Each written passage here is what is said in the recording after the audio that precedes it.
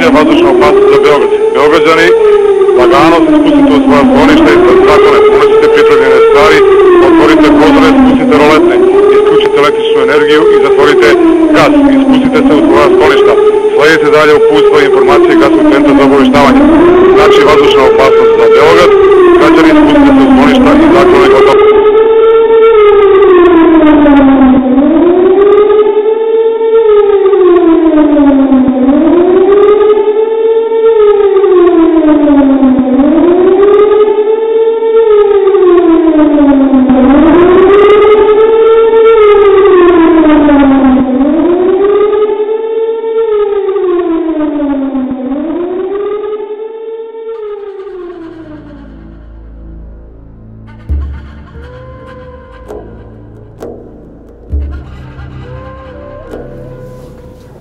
Pre svega, dobar dan. Još jednom u ovo tiho predvečerje. Drago mi je da ste u velikom broju večeras ovde. I drago mi je da nemamo dovoljno mesta za sve.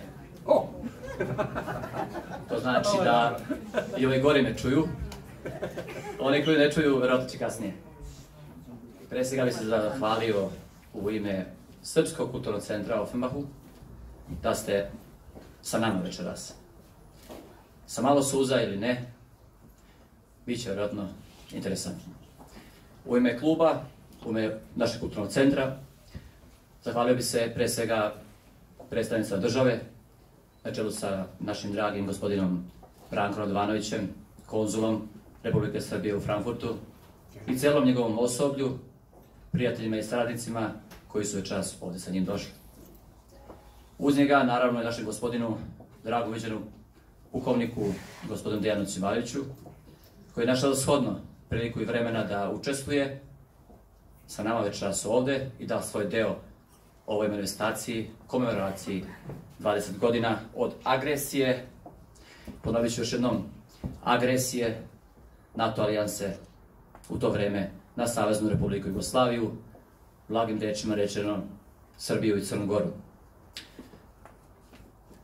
Osim njih, večeras s nama su i nama dragi članovi iz svih srpskih zajednica u Frankfurtu, Offenbachu, okolini i celom Rhein-Mainu.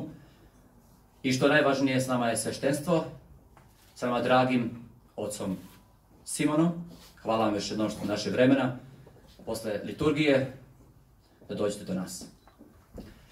Osim toga, možda što je najvažnije, zahvaljujem se mojim članovima, pre svega upravi kluba i kulturnog centra, gospodinu Jovanovskom i gospodinu Mišiću, na velikom radu, a i u dostojnoj šansi da ja večeras otvorim ovako jednu važnu manifestaciju koja nije prva, niti posljednja.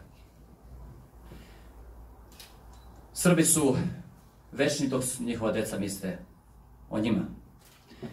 Mada bih ja otvorio ovu manifestaciju jednom drugom rečenicom koja će verovatno biti u svima nama duboko urezana.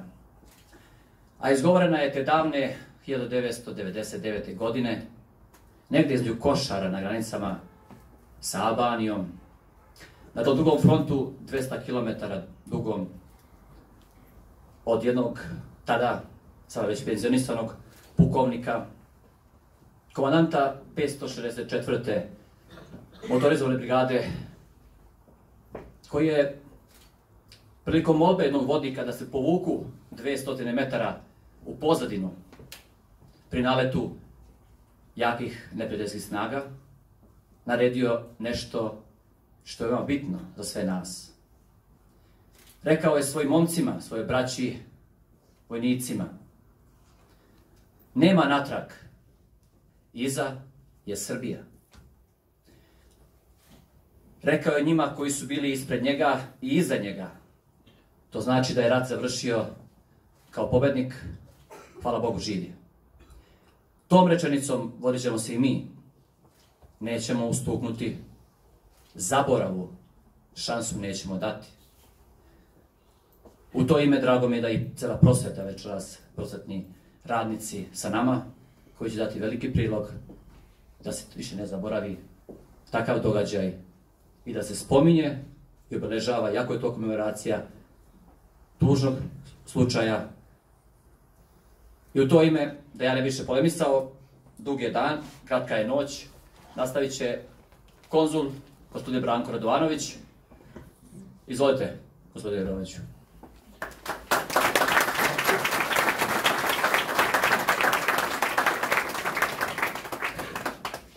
Hvala pre svega gospodinu Tomiću na ovom uvodnom izlaganju i na dobrodošlici u ime kluba. Poštovane dame i gospodo, dobroveče. Draga braćo i sestre, pomaže Bog. Evo nas na istom mestu na kom smo se sastali pre nešto više od 3 meseca, vrlo sličnim povodom, samo je bila druga vremenska odrednica. Tada smo vodili bitku, tako sam i ja, a i svi vi koji ste bili ovde formulisali ceo onaj skup koji je organizovan povodom velikog stradanja, ali i slavnih pobjeda naše vojske u Prvom svetskom ratu. Vodili smo bitku protiv zaborava. Ona se danas, večeras nastavlja. Isti su akteri ovde i mogu da kažem da svi mi koji stojimo ispred vas i u ime države i u ime crkve možemo biti ponosni na zajednicu u Frankfurtu i na vašu želju da pobedite u toj bitci svog naroda protiv zaborava. Ova bitka danas nije laka, utoliko što je vremenska distanca kraća, rane su svežije. Protivnik je bio nadmoćan kao što je bio u Prvom svetskom ratu, ali je bio nemilosrdan. Pazite samo tu ironiju, taj nemilosrdni protivnik je svoju akciju nazvao milosrdni anđeo. I onda je besomučno 78 dana bombardovao jedan slobodarski narod, dobio je na 2 polja. Osudio nas je, iako nismo bili krivi. Napao nas je, iako nismo ničim ih izazvali. Ali jednu bitku nije dobio, kao što ni ovu večeras ne može zaborav da dobije, a to je nije nas ponizio. Nikad nas niko u istoriji nije ponizio i nismo se dali poniziti. To isto tako nije dozvolio pilot Milenko Pavlović, u čiju čast je naš divni Andra Lović ovde istakao svečanu pilotsku uniformu, koju možete da se poklonite kao krstu svojevrsnom i kacigu. To isto je uradio i mnogo vekova ranije, zapravo nije se ponizio ni Nemanjići, ni posle toga, ni Lazar, ni Karađorđe, ni Miloš, ni Mišić, ni Bojović, ni narodni heroji u Drugom svetskom ratu, nije ni Milenko Pavlović i njegovi saborci. Tu bitku niko protiv nas nije mogao da dobije i mi danas uz sećanje na žrtve svakako obeležavamo i njihovo herojstvo. Osnovna poruka koju bih vam uputio, jer smo mi negde juče pripremajući ovaj događaj ozbiljno, takav je i povod, podelili svoje uloge, moje je da zahvalim svima onima koji su doveli do toga da večeras ova manifestacija bude upriličena. Jesu reči našeg blaženo počivšeg patrijarha Pavla. On je govorio budimo ljudi. I zaista budimo ljudi. Mi smo uvek opraštali, oprostit ćemo i njima. Oprostit ćemo im i to što su nam uradili te 1999. godine. Verovatno ćemo i u budućnosti, daleko bilo, ali uvek ćemo oprostiti. Ali nikad ne smemo zaboraviti. I to je osnovna poruka, to je poruka mira. Mi kao narod nemamo pravo i to nosimo, to je zavet koji od Nemanjića nosimo u sebi, pa sve do Milenka Pavlovića i nikad nećemo takvu stvar zaboraviti. Zahvaljujem.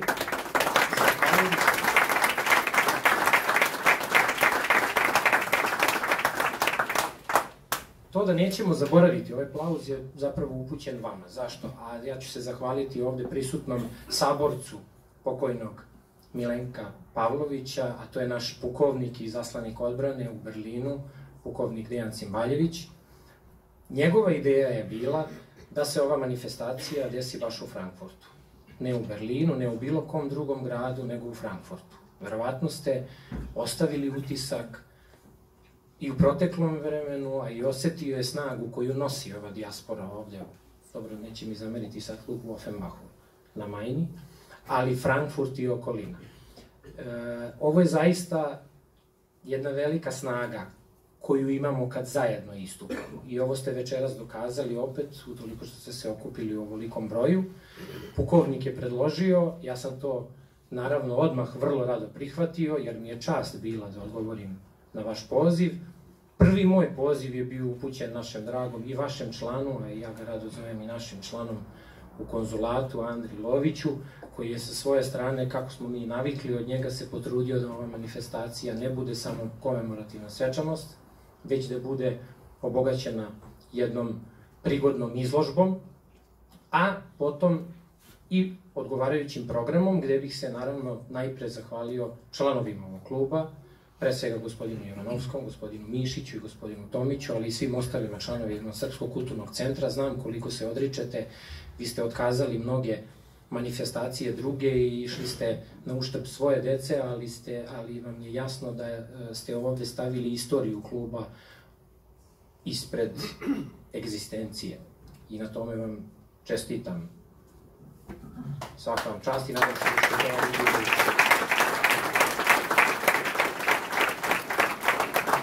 Time zapravo na poseban način pišete istoriju svoga kluba i svoga udruženja. Zahvalio bi se naravno pre svega ocu Simonu, častnom ocu Simonu i sveštenstvu naše parohije ovde. Ovo je jedan u nizu događaja koje smo zajedno organizovali. Danas je bio Parastos kod krsta, svojevrsnog mesta hodočašća našeg naroda ovde u Frankfurtu. Danas smo položili venac, pukovnik Cimbaljević i ja. Bilo je naših građana koji su se pomolili za slavu nevinih žrtava i naših besmrtnih heroja. I ovo je, kažem, jedan u nizu događaja. Već sledeće nedelje iskoristit ću samo priliku da vam najavim da nam gostuje Kulturno-umetničko društvo sa Kosova i Metohije, da obeležavamo 800 godina autokefalnosti Srpske pravoslavne crkve, ali i 10 godina postojanja Centralnog saveta Srba u Hesenu, i mislim da svim tim događajima vama šaljemo jasan znak, mi kao predstavnici crkve i države, na koji način čuvamo ovakve sećanja od zaborava, ali i kulturu i nasleđe našeg naroda i naše zemlje. Naravno, želeo bih posebno da se zahvalim i svim klubovima koji su ovde prisutni, predstavnicima klubova Centralnog saveta Srba iz Hesena, ali i svim pojedincima koji su doprineli da ovo večeras ovako izgleda. Tu pre svega mislim na stalne naše ovde predane i angažovane ljudi iz dijaspore, Milana Mojsilovića. Tu mislim ovaj put se vrlo aktivno uključio učitelj Vladimir Živanov sa svojim rođakom Goranom, koji je pripremio jedan uvodni film koji ćete sada upravo videti. I na kraju, naravno, svima vama koji ste večeras odvojili vreme i došli ovde da u ovolikom broju na dostojanstven i dostojan način odate poštu palim nedužnim žrtvama. Hvala vam i slava vam.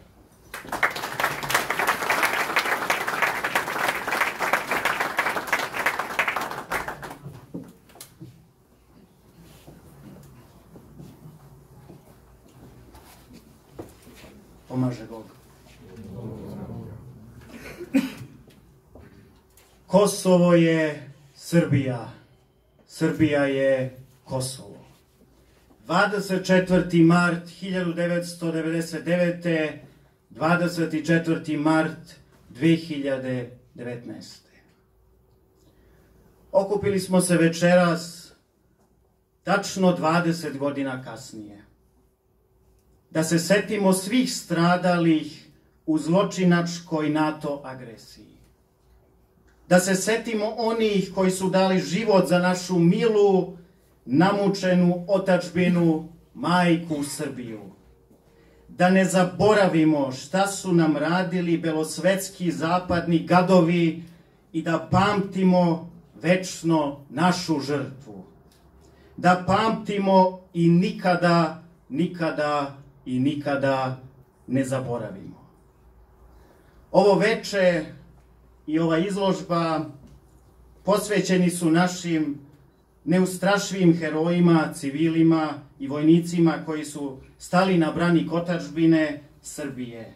Naša je sveta dužnost da poštujemo njihovu žrtvu zarad naše slobode i zarad naše zemlje. Veliki pisac i pesnik Petar Kočić rekao je: ko iskreno i strasno ljubi istinu, slobodu i otadžbinu. Slobodan je i neustrašiv kao Bog. U to ime vas pozivam da zajedno pogledamo uvodni video o 20-godišnjici NATO agresije, na čijem kraju ćemo minutom ćutanja zajedno odati počast svim žrtvama NATO agresije.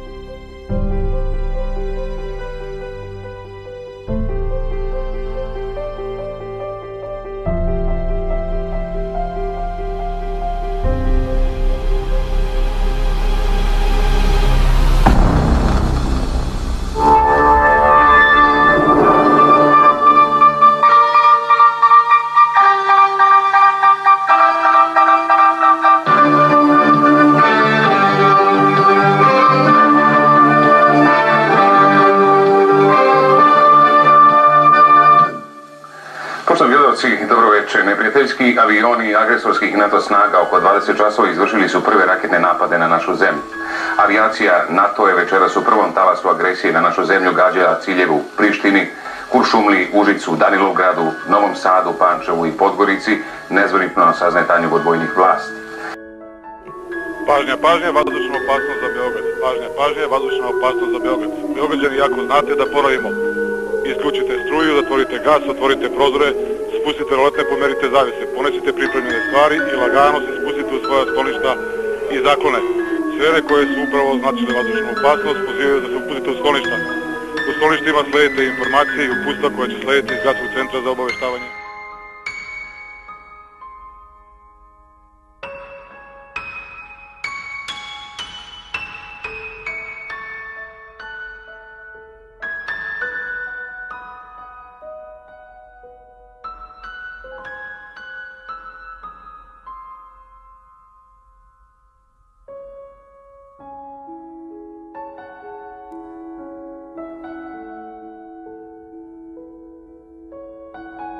Savez Republike Jugoslavije Slobodan Milošević dao je intervju najvećoj i najgledanijoj američkoj TV mreži CBS. Intervju je trajao 1 čas.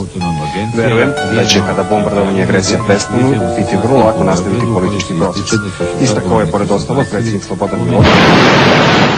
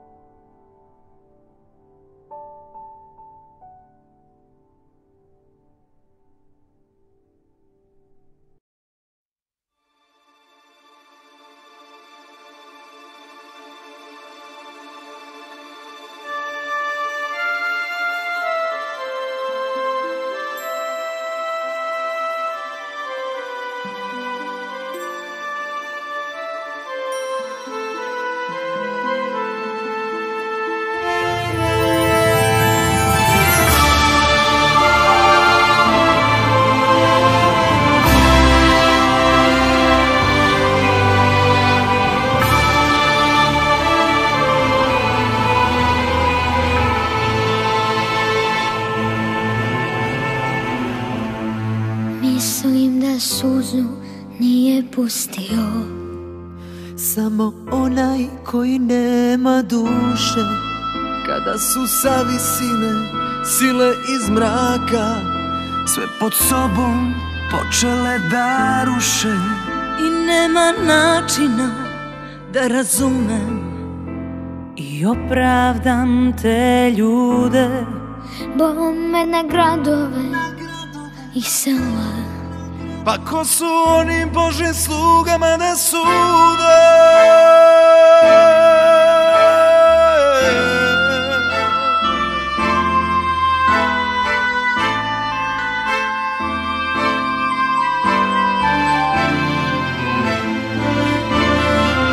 Jednu devojčicu sa kosom kao svila. Bezum je ubio tog anđela bez krila.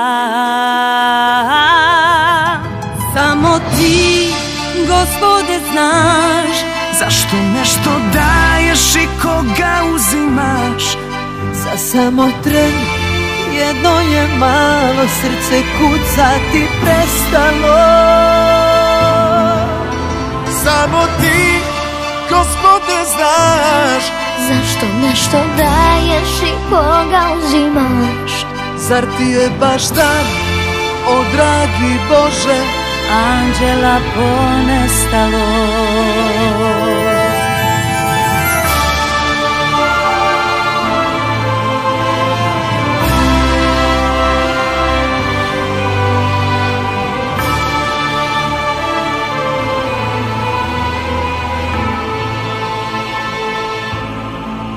jednu devojčicu sa kosom kao svila. Bezum je ubio tog anđela bez krila. Samo ti, Gospode, znaš zašto nešto daješ i koga uzimaš. Za samo tren jedno je malo srce kucati prestalo. Samo ti, Gospode, znaš zašto nešto daješ i koga uzimaš. Zar ti je baš tad, o dragi Bože, anđela ponestalo? Samo ti, Gospode, znaš zašto nešto daješ i koga uzimaš. Za samo tren jedno je malo srce kucati prestalo. Samo ti, Gospode, znaš zašto nešto daješ i koga uzimaš. Zar ti je baš tad, o dragi Bože, anđela ponestalo?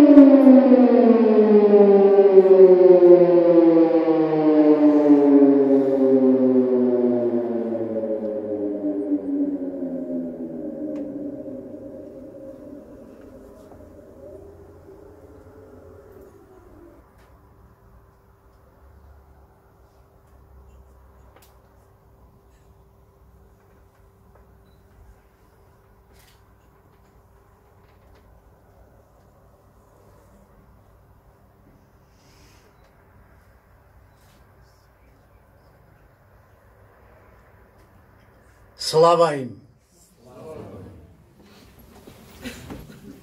Molim izaslanika odbrane Republike Srbije u Saveznoj Republici Nemačkoj, pukovnika Dejana Cimbaljevića, da nam se obrati. Gospodine pukovniče, izvolite.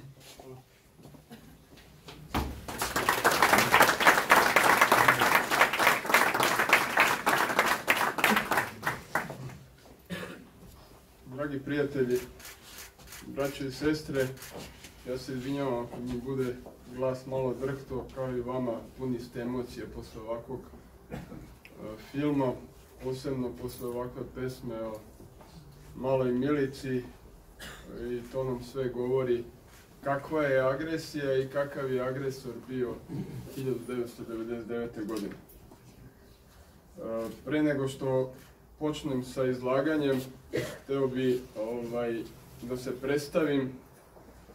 Mnogi od vas su me videli 11. novembra, bio sam vaš gost ovde u Frankfurtu. Na sreću, evo, vrlo malo vremena je prošlo da opet smo u istom, da kažem, kao mi vojnici, u istom stroju. Drago mi je da je tako i samo ću malo ponoviti reči od našeg dragog generalnog konzula Branka, da shodno tome da je Ministarstvo odbrane Republike Srbije ispred države Srbije dobilo zadatak da organizuje komemoracije povodom 20 godina od NATO agresije u svim zemljama gde postoje vojni izaslanici, a ima nas 24, znači rasuti po svim državama sveta. I kada sam dobio taj sveti i častan zadatak, sagledao sam situaciju u Saveznoj Republici Nemačkoj i doneo odluku da, u stvari predložio da to bude ovde kod vas, znači u Frankfurtu, to jest u Srpskom kulturnom centru ovde u Offenbachu. Naravno, u saradnji sa generalnim konzulatom, sa Srpskom pravoslavnom crkvom i sa svima vama iz Srpskog kulturnog centra. Svi smo ovde i pokazat ćemo ono što treba da pokažemo, je to da ne osuđujemo, ali da ne zaboravljamo. Posebno da ne zaboravljamo na žrtve, nevine žrtve, bilo to da li su bili u uniformi kao moje kolege koji su dali život za domovinu, ili civilne žrtve kako je agresor, da kažem, nazvao kolateralnim štetama. Što se tiče mene lično, ja sam učesnik tog rata. 1999. godine bio sam u činu majora, bio sam komandant bataljona za specijalna dejstva Novosadskog korpusa. Kao izviđač sam imao zadatak, kao i moj bataljon, da prati sve aktivnosti neprijatelja na teritoriji Vojvodine, uključujući i deo preko Dunava, to jest i sremski deo. Tako da sam, nažalost, imao priliku da lično vidim kako su rušeni mostovi na Dunavu. Znači, od starog mosta preko mosta Slobode do Žeželjevog mosta, pošto smo imali osmatračnicu direktno na Popovici, to jest na Fruškoj gori, i nego smo odmah tog trenutka izveštavali o napadima na mostove, u stvari o njihovom rušenju. Žeželjev most je, gle čuda, najviše prkosio agresoru, čak 11 puta je pogođen. A zašto 11 puta? Sam Žeželj, zove se Žeželj po profesoru Žeželju koji je konstruisao taj most i malte ne završio u zatvoru jer je potrošio previše i betona da bi se to izgradilo i armature. I baš zbog toga 11 puta su oni besmučno napadali i pokušali da sruše, i tek 11. put su tome uspeli. Što se tiče mosta Slobode, isto sam naziv, čak 3 tomahauka su poslali na most Slobode i srušili su ga sa 2. Naša rečna flotila je uspela da sruši taj jedan u tom napadu. Ovo su samo neki primjeri koji ćete i videti ovde u postavci. Mi smo uspeli prvenstveno, zahvaljujući i gospodinu Loviću, da 78 slika postavimo, da vidite, vi koji niste imali priliku, ali mislim da ste imali svi, zato što svaki Srbin je to sigurno video i da li pre ili posle, ali čisto da na današnji dan, kada je stvarno prošlo 20 godina, to još jednom vidimo i da odamo poštu svim palim žrtvama. Što se tiče samih opštih podataka o NATO agresiji, ja ću vam izneti, ali će to u većoj meri pokazati posle film koji budemo gledali, jer slika govori više nego 1000 reči. I to bi počeo o pregovorima u Rambouilletu, malom mestu u Francuskoj. I ovo često nazvana završna faza raspada SFRJ je otpočela 6. februara 1999. godine. Celokupna nacija je očekivala da će pregovori doneti otklanjanje opasnosti od rata. Bez obzira na kooperativnost delegacije tadašnje Savezne Republike Jugoslavije, spisak uslova koji je tadašnja država trebala da ispuni je bio neprihvatljiv. Podsećamo na reči Henrya Kissingera u odnosu na ponuđeni nacrt sporazuma u Rambouilletu. Tekst sporazuma u Rambouilletu u kome je traženo da Srbija prihvati NATO trupe širom Jugoslavije bio izgovor da se otpočne bombardovanje. Rambouillet nije dokument koji bi bilo koji Srbin prihvatio. Bio je vrlo loš diplomatski dokument koji nikad nije smeo biti stavljen na sto u takvoj formi. Kao i ranije u istoriji, Srbi jesu bili kooperativni i pokušavali su da izbegnu najgore, ali nikad ne prihvataju poniženje i zbog toga je ponuđeni dokument i odbijen. Bombardovanje Srbije je započelo 24. marta 1999. godine u 19:45 časova i trajao punih 78 dana. Bio je to suštinski surovi rat, kao što su i zaključili pojedini zapadni generali, ogromnu disproporciju između onoga ko napada i onoga ko se brani. Premda je agresija na Jugoslaviju nazvana različitim imenima, od humanitarna intervencija, vazduhoplovna operacija, rat na Kosovu, sve osim rata, na delu je bila surova i nesrazmerna upotreba sile sa mnogobrojnim civilnim metama i žrtvama koji su nazvane bezličnom frazom kolateralna šteta. Za Srbiju je to bio opšte odbrambeni rat u kome je svaki građanin našao ulogu i mesto kako bi zaštitio ne režim, već kućni prag i svoje najbliže. Niko se nije štedeo da onim što zna i može doprinese odbrani otadžbine. Građani Srbije, za koje se smatra da su često i oko mnogih pitanja nesložni, složili su se oko jednog: braniti i odbraniti. U vojnom smislu nisu se nadali pobedi, ali bez obzira na ishod sukoba, slobodarski duh naroda nije poražen.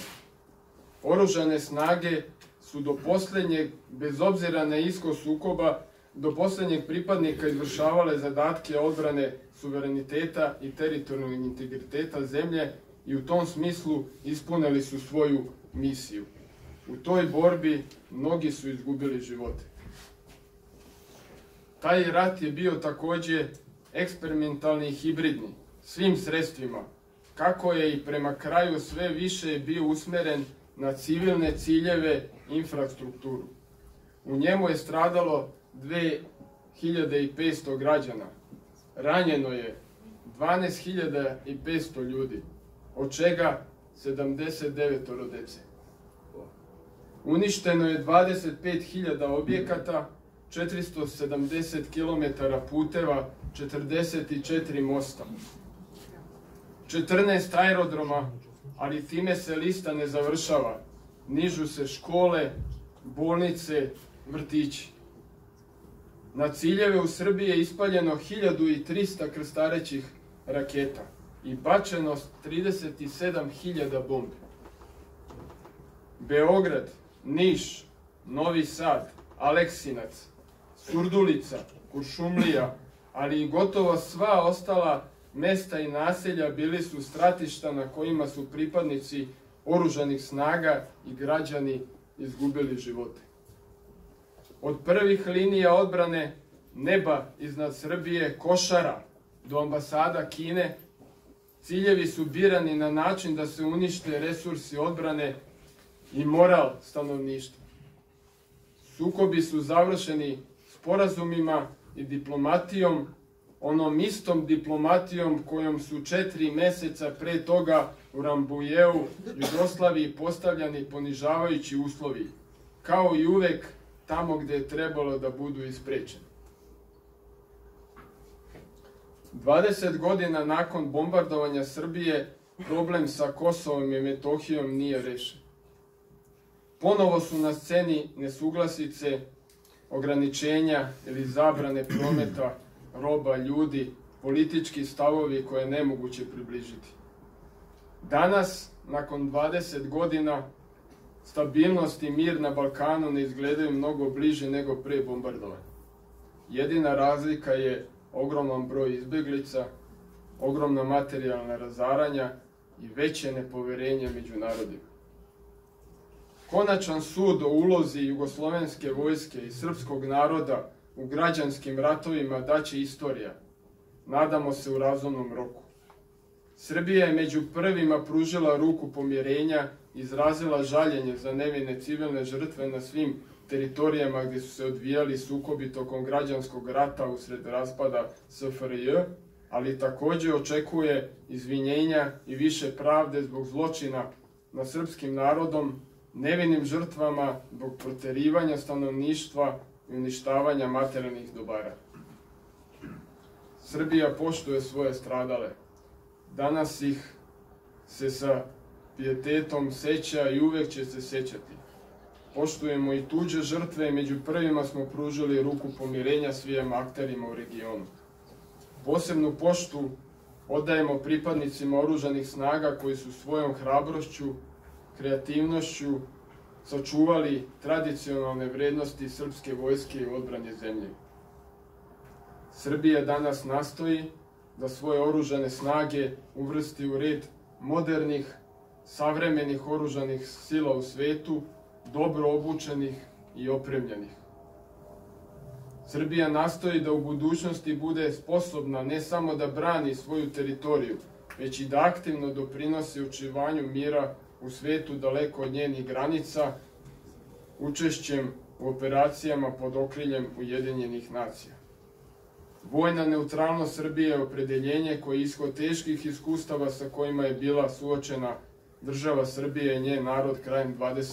veka i koja u nestabilnim međunarodnim okolnostima treba da obezbedi saradnju kako sa državama u regionu, tako i na širem međunarodnom planu. Neprijatelje ne želimo, a prijatelje pažljivo biramo i sa zadovoljstvom konstatujemo da ih imamo sve više, ne samo u Evropi, već i na drugim kontinentima. Živela Srbija, živela Vojska Srbije. Živela!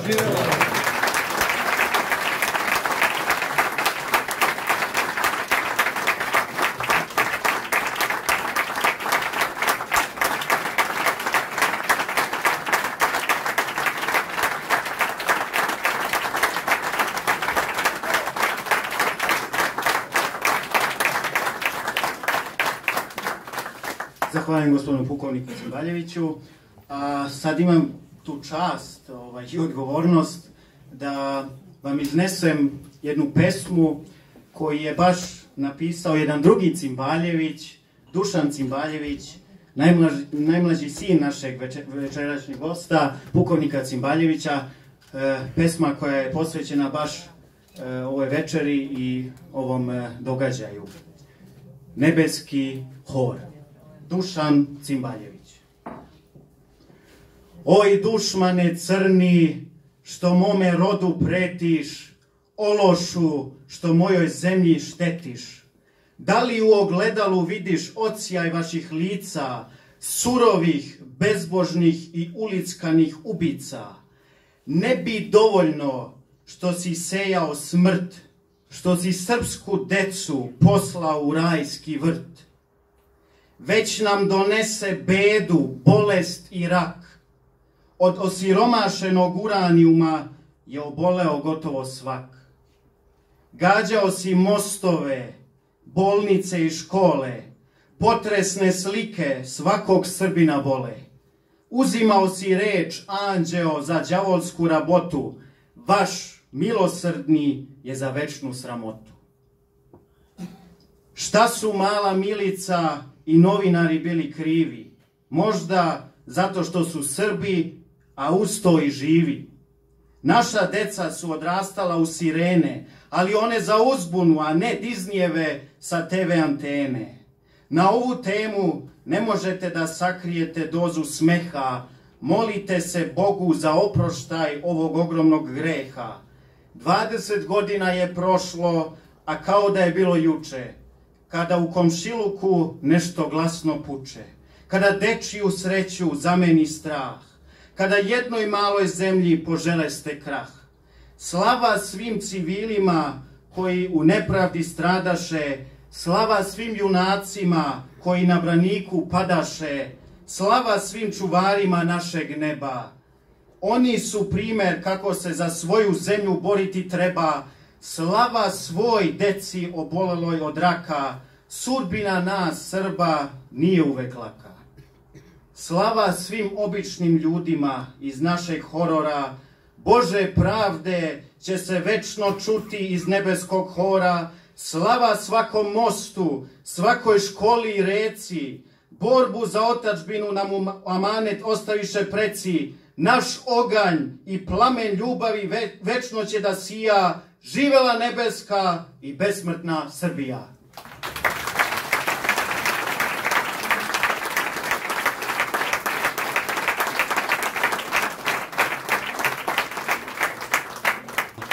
Da nije bilo samo heroja, Srba i naših, nego i naših pravoslavaca u Grčkoj, govori primer Marinusa Ricudisa, kapetana fregate koji je okrenuo svoj ratni brod, koji je trebao da izvrši napad sa projektilima, krstarećim projektilima na našu zemlju.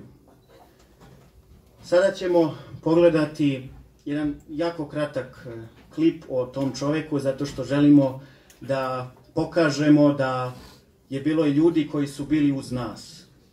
I on je jedan heroj koji zaslužuje zaista svo poštovanje i odlikovanje od njegove svetosti patrijarha Irineja ordenom Svetog Save drugog stepena. Ja mislim da on, i vi ćete se verovatno složiti sa mnom, to zaista i zaslužuje.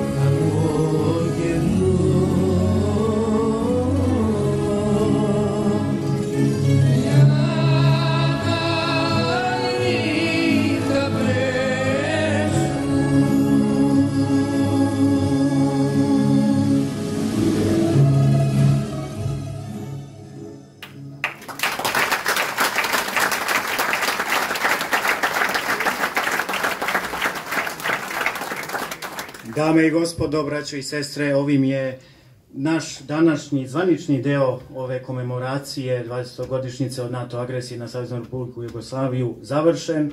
Ja vas sada pozivam i molim da svi oni koji još uvek nisu pogledali našu izložbu 78 dana kroz 78 slika to sada učine i da se eto malo kroz izložbu družimo i živeli.